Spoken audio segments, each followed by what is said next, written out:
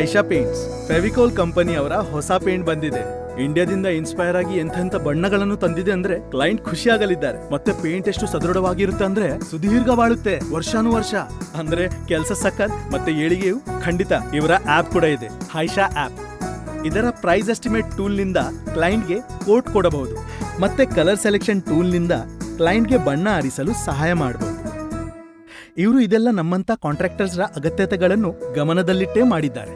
ಮತ್ತೆ ಗೊತ್ತಾ, ಇದರಲ್ಲಿ ರಿವಾರ್ಡ್ಸ್ ಕೂಡ ಸಿಗುತ್ತೆ. ಅರೆ ಇಷ್ಟೇ ಅಲ್ಲ, ಇವರು ಒಳ್ಳೆ ಕೆಲಸ ಮಾಡಲು ಟ್ರೈನಿಂಗ್ ಕೂಡ ಕೊಡ್ತಾರೆ.